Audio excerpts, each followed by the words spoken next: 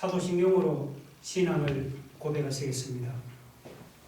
전능하사 천지를 만드신 하나님 아버지를 내가 믿사오며 그 외아들 우리 주 예수 그리스도를 믿사오니 이는 성령으로 잉태하사 동정녀 마리아에게 나시고 본디오 빌라도에게 고난을 받으사 십자가에 못 박혀 죽으시고 장사한 지 사흘 만에 죽은 자 가운데서 다시 살아나시며 하늘에 오르사 전능하신 하나님 우편에 앉아 계시다가 저리로서 산 자와 죽은 자를 심판하러 오시리다. 성령을 믿사오며 거룩한 공예와 성도가 서로 교통하는 것과 죄를 사하여 주시는 것과 몸이 다시 사는 것과 영원히 사는 것을 믿사옵나이다. 아멘. 교동문 131번입니다. 교동문 131번 고난주간 우리가 전한 것을 누가 믿었느냐? 여호와의 팔이 누구에게 나타났느냐? 그는 주 앞에서 자라기를 연한 순 같고 마른 땅에서 나온 뿌리 같아서 고운 모양도 없고 풍채도 없은즉 우리가 보기에 흠모할 만한 아름다운 것이 없도다. 그는 멸시를 받아 사람들에게 버림받았으며 간고를 많이 겪었으며 질고를 아는 자라. 그는 실로 우리의 질고를 지고 우리의 슬픔을 당하였거늘 우리는 생각하기를 그는 징벌을 받아 하나님께 맞으며 고난을 당한다 하였노라. 그가 찔림은 우리의 허물 때문이요 그가 상함은 우리의 죄악 때문이라.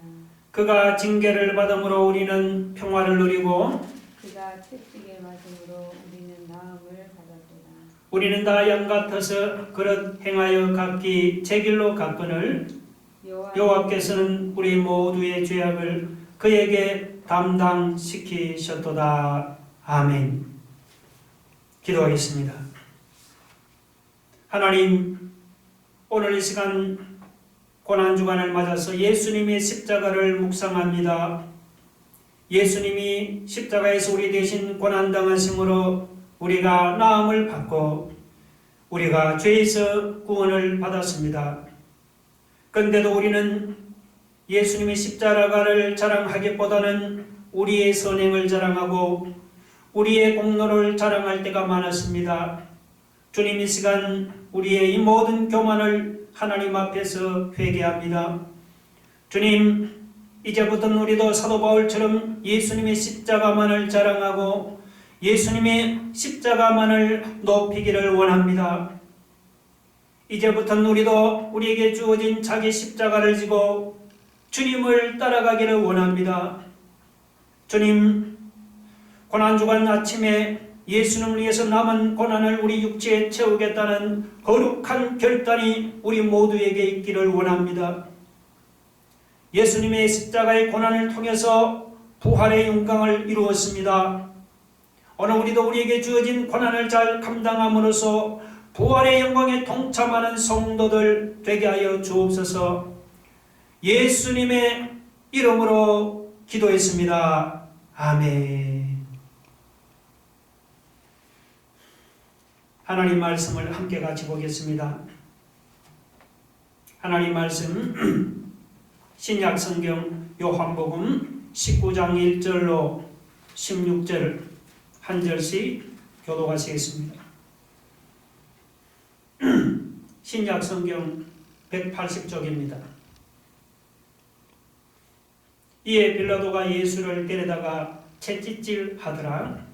군인들이 가시나무로 간을 엮어 그의 머리에 씌우고 자색옷을 입히고 앞에 가서 이르되 유대인의 왕이여 평안할지어다 하며 손으로 때리더라.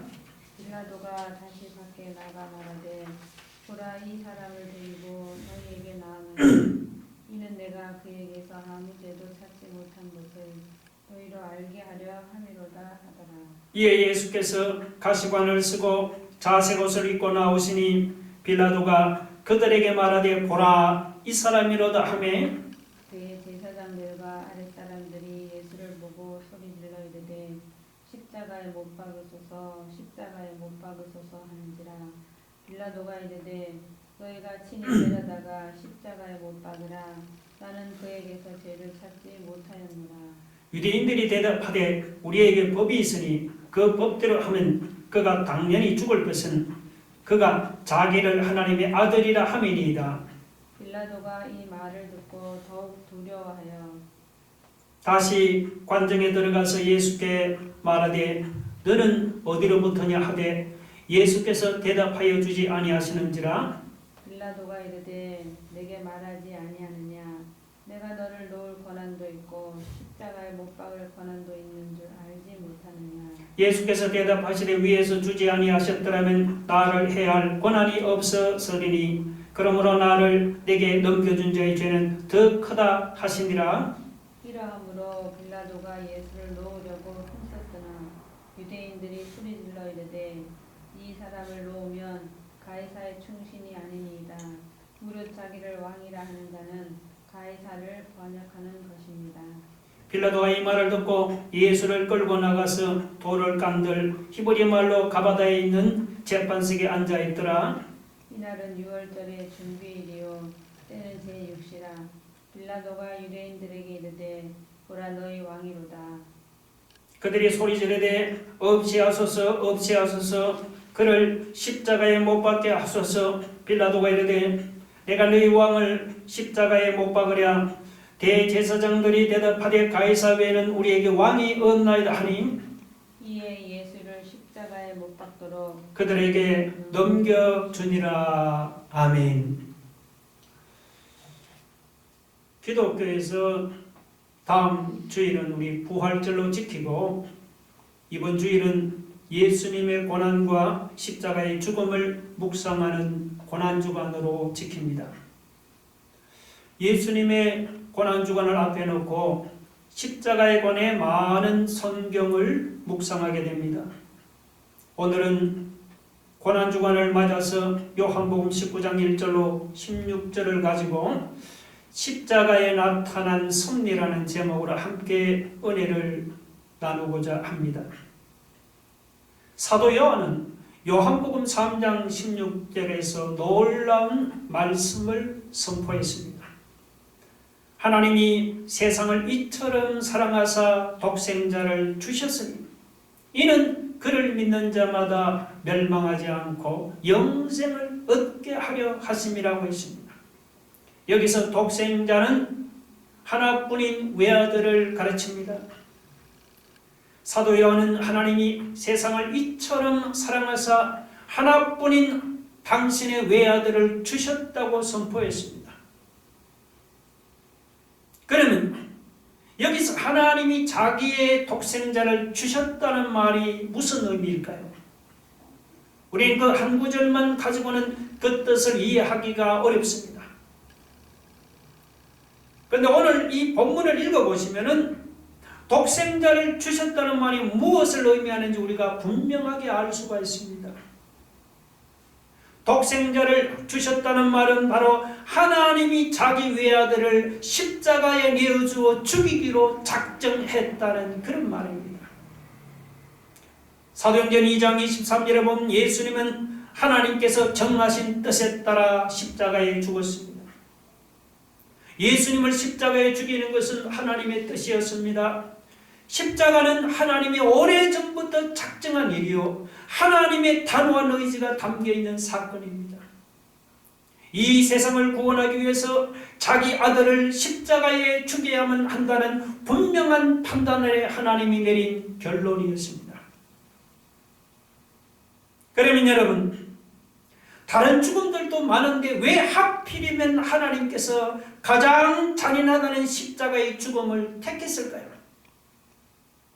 우리는 갈라디아 3장 13절이 그 질문에 대한 분명한 대답을 해주고 있습니다.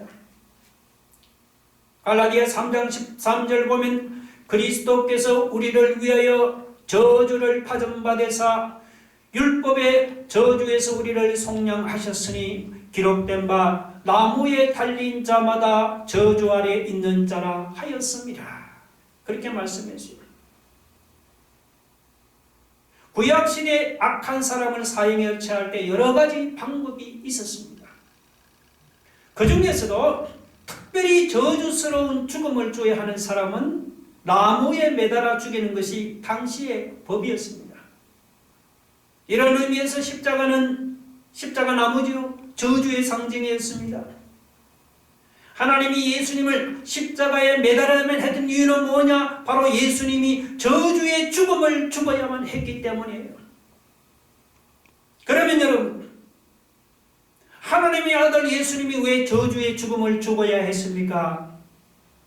그 이유는 우리 모두가 율법의 저주 아래 갇혀있기 때문에 그렇습니다.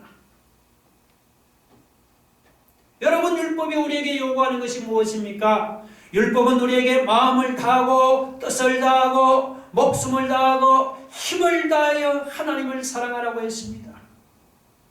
그런데 우리는 마음을 다하고 목숨을 다하고 힘을 다하고 하나님을 사랑했습니까? 아닙니다. 나 자신을 사랑했습니다.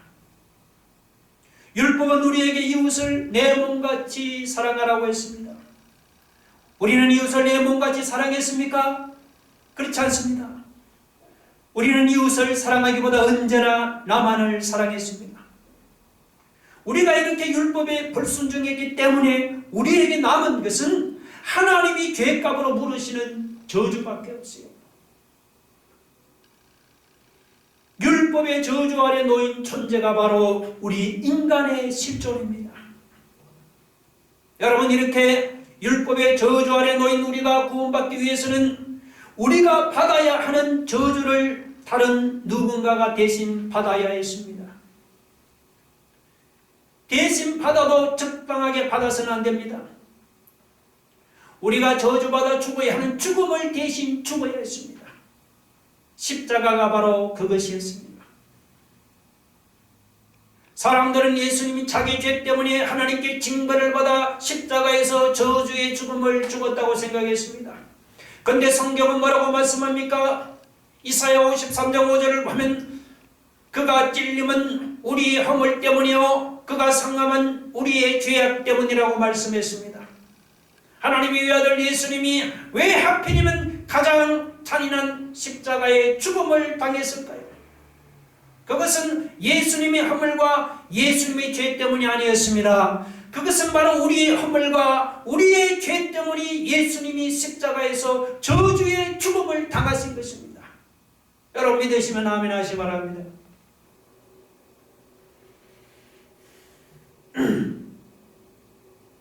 하나님이 세상을 이처럼 사랑해서 구원하기로 작정했다면 그 일을 완성하기까지 쉬지 아니하십니다. 이렇게 하나님께서 쉬지 않으시고 당신의 일을 성사시키는 과정을 가르쳐서 섭리라고 합니다.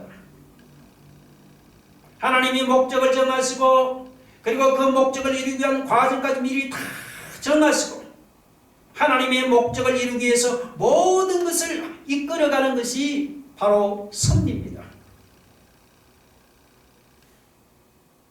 오늘 본문에 나오는 빌라도의 재판 과정이라든지 대제사장들과 한 무리들이 예수님을 빌라도에게 끌고 갈 때 한 행동들을 보면 우리는 하나님의 섭리가 십자가를 통해서 어떻게 나타났는지를 알 수가 있습니다. 먼저 여러분 대제사장 가야바와 그를 따르는 무리를 한번 봅시다. 그들은 새벽에 예수님을 불법으로 재판하고 예수님을 로마 빌라도 총독에게 넘겼습니다.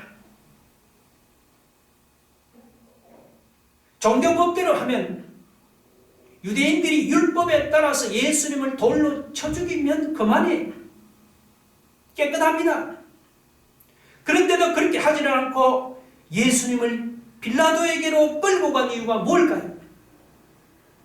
그 이유는 예수님을 그냥 돌로 쳐 죽이는 것으로는 분에 차지를 않았기 때문이에요.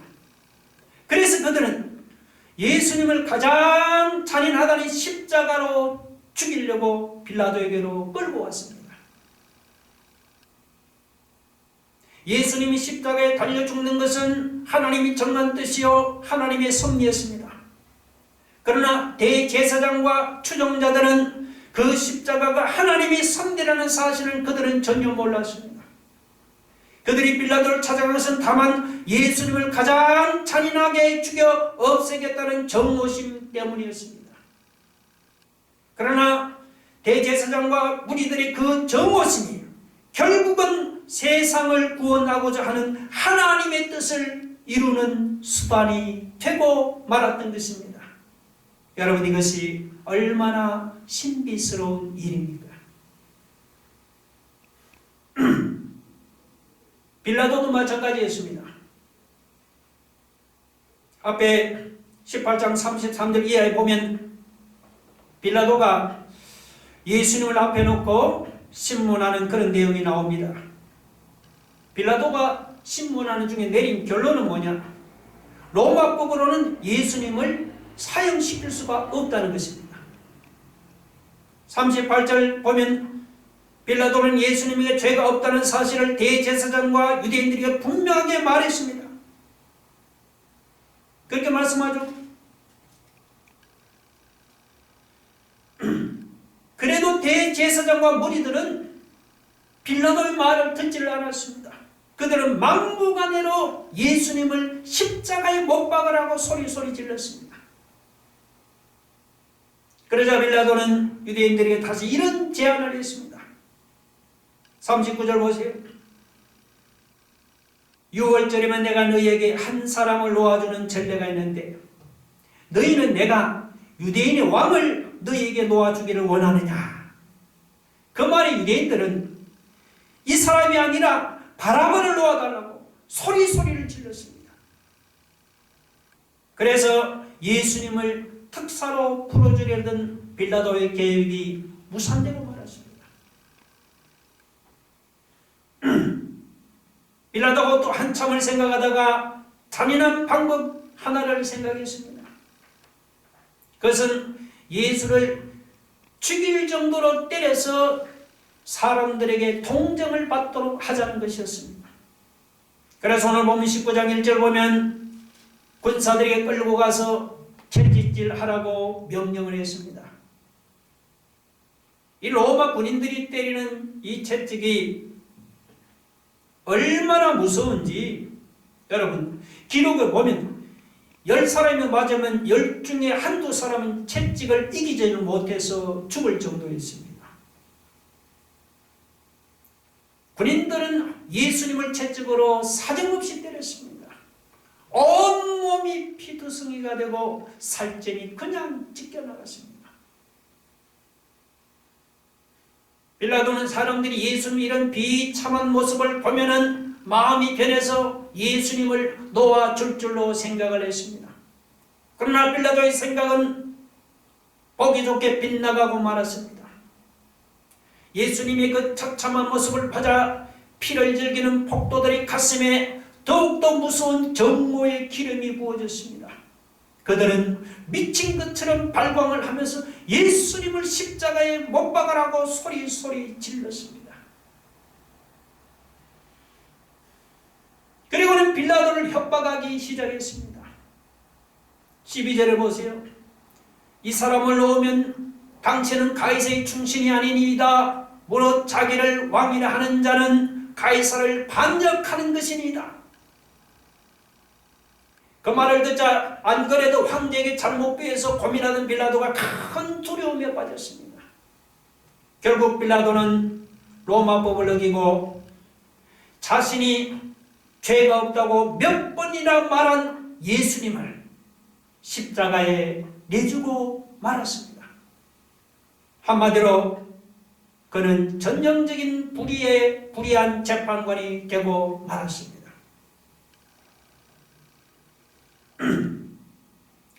여기서 우리가 발견할 수 있는 사실이 있습니다. 만일 빌라도가 자기 소신대로 예수는 죄가 없어 나는 그를 석방하겠다고 예수님을 부르짖었다면 예수님이 십자가에 못 박혀 돌아갈 수 있었을까요? 하나님이 세상을 구원하고자 하는 뜻이 이루어졌을까요? 불가능하죠. 그런데 이상하게도 예수님을 살려주려고 했던 빌라도의 그 비겁한 정신과 타협적인 성격이 오히려 어떻게 해요? 하나님의 뜻을 이루는 과정이 되고 말았습니다. 얼마나 신비한 일입니까?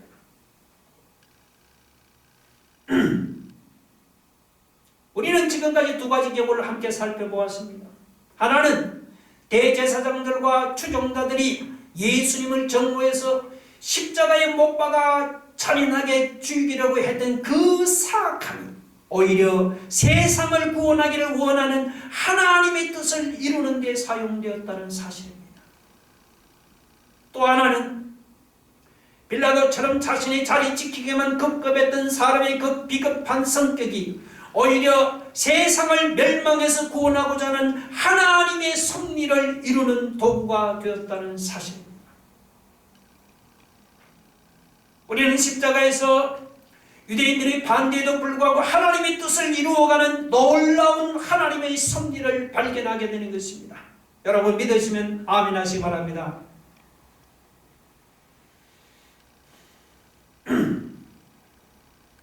이런 십자가에서 우리가 깨닫게 되는 은혜가 몇 가지 있습니다. 첫째는 십자가에 나타난 하나님의 무한한 사랑은 아무도 막을 수 없는 은혜라는 사실입니다. 하나님이 우리를 너무 사랑해서 자기 외아들 예수님을 십자가에 죽이기로 작정했습니다. 독생자 예수님을 십자가에서 저주당하게 하심으로써 우리를 저주에서 해방시키기로 작정했습니다. 이거는 하나님의 엄청난 사랑입니다. 여러분, 이 사랑을 대제사장들이 막을 수가 있었습니까? 그들의 정오가 하나님의 사랑을 거부할 수가 있었습니까? 빌라도의 그 권위와 빌라도의 그 비겁한 성격이 하나님의 사랑을 막을 수가 있었습니까? 절대로 막을 수가 없었습니다. 예수를 잔인하게 죽이려고 했던 대제사장들의 행동은 거꾸로 세상에 하나님의 사랑의 홍수를 가져다 주었습니다. 그들이 악하게 행동하면 할수록 하나님의 사랑은 이 세상에 더욱더 넘치게 되었습니다. 그들이 정오심으로 불타서 십자가에 못 박게 하소서, 십자가에 못 박게 하소서라고 소리치면 칠수록 하나님의 사랑은 더욱더 풍성해졌던 것입니다. 사람들은 예수를 지독히 미워해서 그를 십자가에 못 박기를 원했고 또 못 박았습니다. 반면에 하나님은 사람들을 너무도 사랑해서 예수님을 십자가에 못 박기를 원했고 또 못 박았습니다. 여러분, 정오가 이겠습니까? 사랑이 이겠습니까? 사랑이 이겠습니다. 예수를 미워하던 세상이 십자가의 피로 인해 구원받은 것을 보면은 하나님의 사랑이 정오를 이긴 것입니다. 그래서 바울은 로마서 5장 8절에서 이렇게 외쳤습니다. 우리가 아직 죄인 되었을 때 그리스도께서 우리를 위하여 죽으심으로 하나님께서 우리에 대한 자기의 사랑을 확정하셨느니라. 다시 말하면 하나님이 우리를 얼마나 사랑하는가를 십자가의 죽음을 통해서 역력히 증명했다는 말입니다. 그러므로 십자가의 죽음은 하나님의 사랑을 볼 수 있는 유일한 원천입니다. 예수님이 십자가를 볼 때마다 우리는 하나님이 나를 얼마나 사랑하는지를 발견하게 되는 것입니다.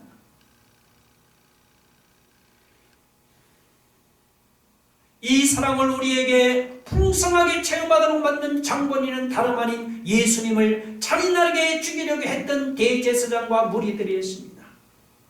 예수님을 살리려고 하다가 안 되자 비겁하게 십자가에 처형한 불의한 재판관 빌라도였습니다. 그들 때문에 하나님의 사랑이 오히려 우리에게 넘치게 부어졌으니 이 얼마나 놀라운 하나님의 섭리입니까?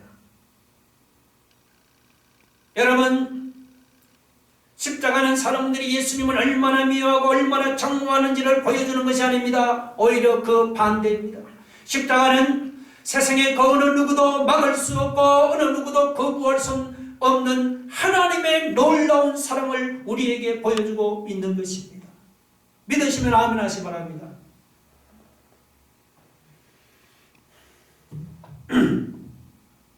둘째로 우리는 십자가에서 악을 선으로 바꾸는 하나님의 은혜를 보게 됩니다.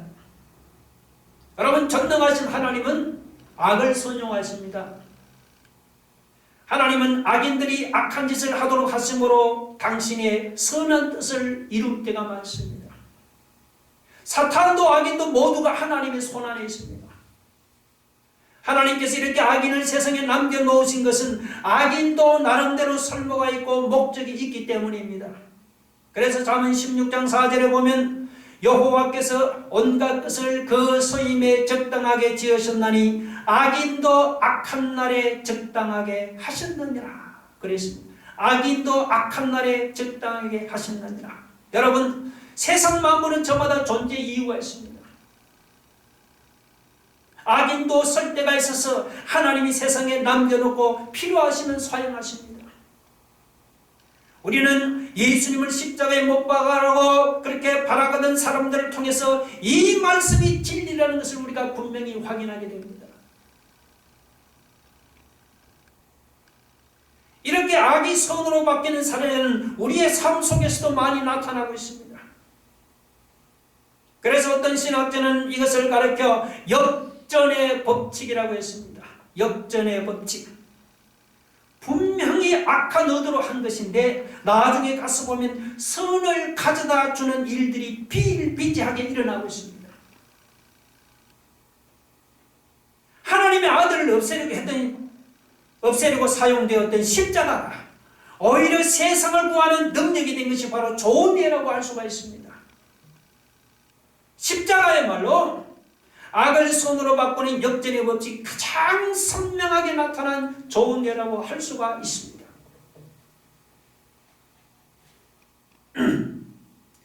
그런데 악을 손으로 바꾸는 이 역전의 법칙은 십자가에만 적용되는 것이 아닙니다.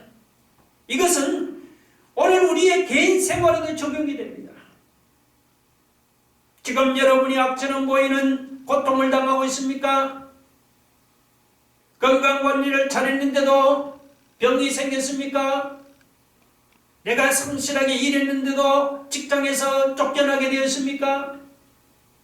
내가 의롭게 살려고 애쓰는데도 악하게 사는 사람들보다 힘들게 살아가고 있습니까? 이 모든 것이 다 악이죠. 오늘 우리 주변에 우리가 이해할 수 없는 이런 악들이 너무도 많습니다. 그러나 여러분, 이 한 가지만은 분명히 알아둡시다. 하나님은 당신의 선하시고 사랑이 넘치는 뜻을 이루기 위해서 악한 것도 허용하실 때가 있습니다. 그 이유가 무엇일까요? 그 이유는 바로 악을 선으로 바꾸기 위해서입니다. 악한 것에서 좋은 것을 낳기 위해서입니다. 모든 것이 합력하여 선을 이루도록 하기 위해서입니다. 여러분, 이 사실을 믿으시기 바랍니다.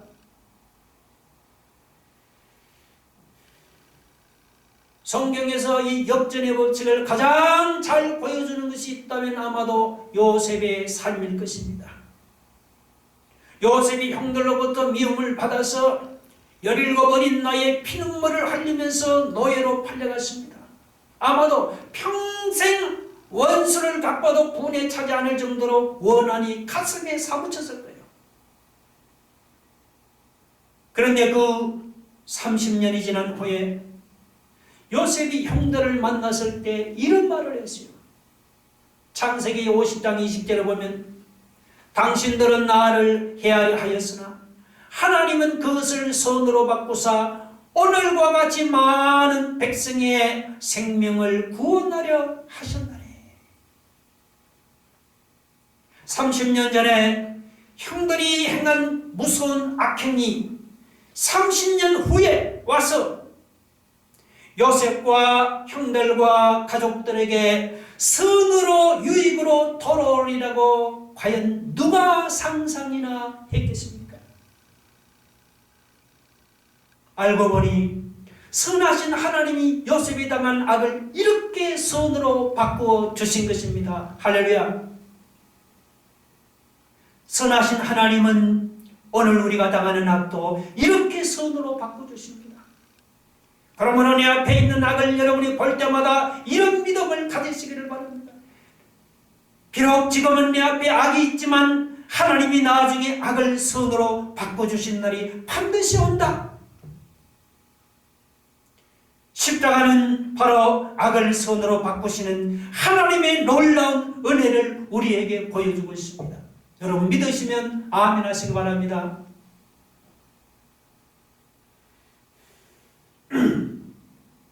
셋째, 우리는 십자가에서 예수님만이 유일한 구원자라는 사실을 확신합니다.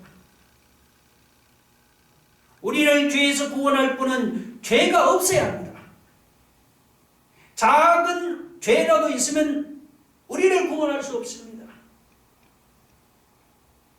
그러면 여러분, 예수님이 죄가 없다는 사실을 누가 증명했습니까? 예수님의 수제자인 베드로가 증명했습니까? 아니면 예수님을 사랑하며 따라다니던 여인들이 증명했습니까? 둘 다 아니죠.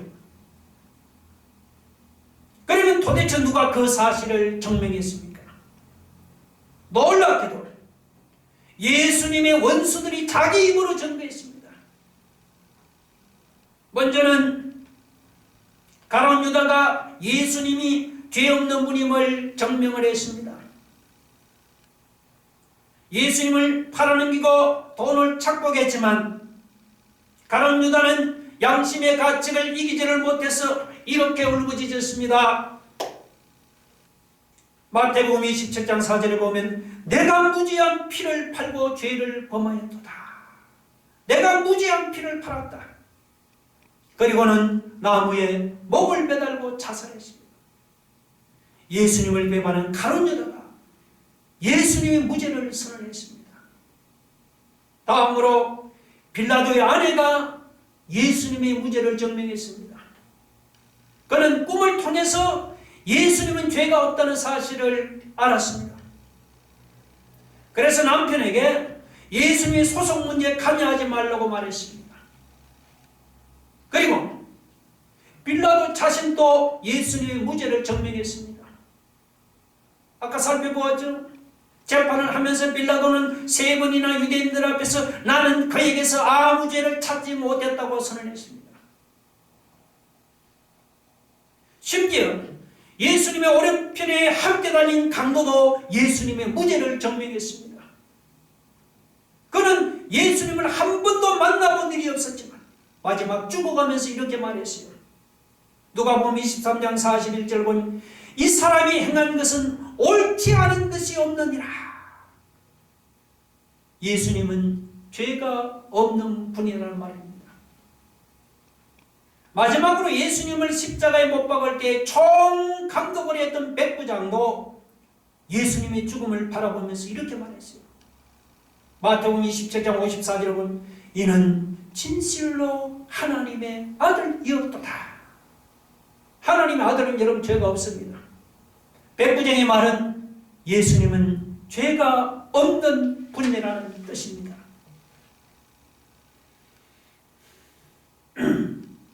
우리는 십자가 사건을 바라보면서 한 가지 분명한 확신을 갖습니다. 그것은 죄 없는 예수님만이 우리의 구원자가 되신다는 사실입니다.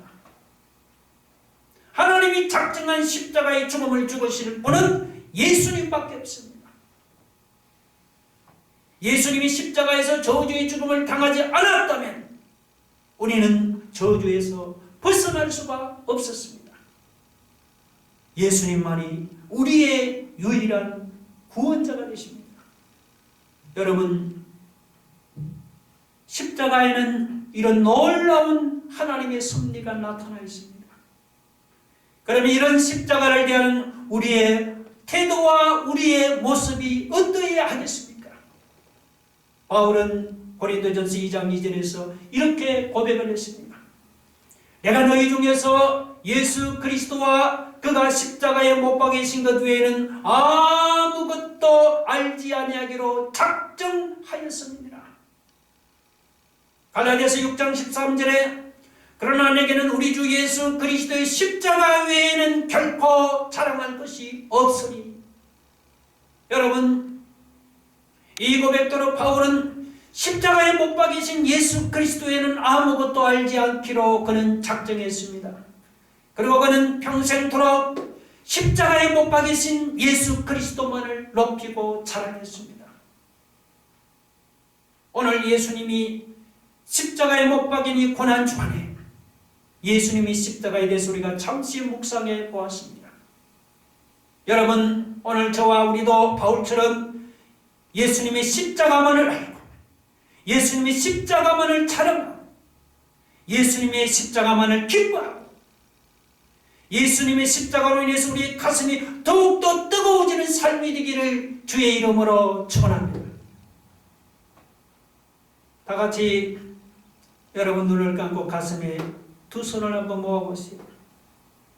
우리는 십자가에서 아무도 막을 수 없는 하나님의 무한하신 사랑을 보게 됩니다. 우리는 십자가에서 악을 손으로 바꾸시는 놀라운 하나님의 은혜를 보게 됩니다. 우리는 십자가에서 예수 그리스도만이 유일한 구원자라는 사실을 확인하게 됩니다. 우리는 십자가에서 유대인들의 반대에도 불구하고 하나님의 뜻을 이루어 가시는 놀라운 하나님의 섭리를 발견하게 됩니다. 오늘 우리 고난주간에 우리도 사도 바울처럼 주님의 십자가만을 알고 주님의 십자가만을 자랑하고 주님의 십자가만을 기뻐하고 주님의 십자가로 인해서 우리 가슴이 더욱더 뜨거워지게 해달라고 우리 한번 다 같이 통성으로 기도하겠습니다. 할렐루야. 하나님 아버지, 오늘 우리 고난주간에 주님이 십자가 매달린 그 십자가를 한번 바라보고 묵상해 보았습니다. 하나님의 위아들 예수님이 왜 하필이면 가장 잔인한 십자가의 죽음을 당했습니까? 그것은 예수님의 허물과 예수님의 죄 때문이 아니고 그것은 바로 우리의 허물과 우리의 죄 때문이었습니다. 우리의 허물과 우리의 죄 때문에 예수님이 십자가에서 저주의 죽음을 당했어요. 주님, 그 십자가에는 보니까 아무도 막을 수 없는 하나님 무한한 우리를 향한 무한한 사랑이 거기에 담겨 있었어요. 우리 그 십자가에는 하나님 악을 손으로 바꾸시는 하나님의 은혜가 담겨 있었습니다. 그 십자가에서 우리는 예수 그리스도만이 유일한 우리의 구원자라는 사실을 바라보게 됩니다. 하나님, 오늘 이 고난주간에 우리도 바울처럼 주님의 십자가만을 알고 주님의 십자가만을 자랑하겠다는 결단이 있게 하여 주시고, 하나님이 주님의 십자가만을 기뻐하고 주님의 십자가로 인해서 우리의 가슴이 더욱더 뜨거워지는 그런 삶을 살아갈 수 있도록 오늘 우리 모두를 축복하여 주옵소서. 예수님 이름으로 기도 올려옵나이다. 아멘. 지금은 우리 주 예수 그리스도의 은혜와 하나님의 크고 놀라우신 사랑과 성령의 감화가 능력으로 충만하신 역사가 오직 그리스도의 십자가만을 알고 십자가만을 자랑하고 십자가만을 높이며 십자가만을 위해 영광을 위해 살아가기로 오늘 이 고난주간 아침에 다짐하는 사랑하는 우리 주의 백성들 한 사람 한 사람 위해 지금부터 영원토록 함께 있을지어다. 아멘.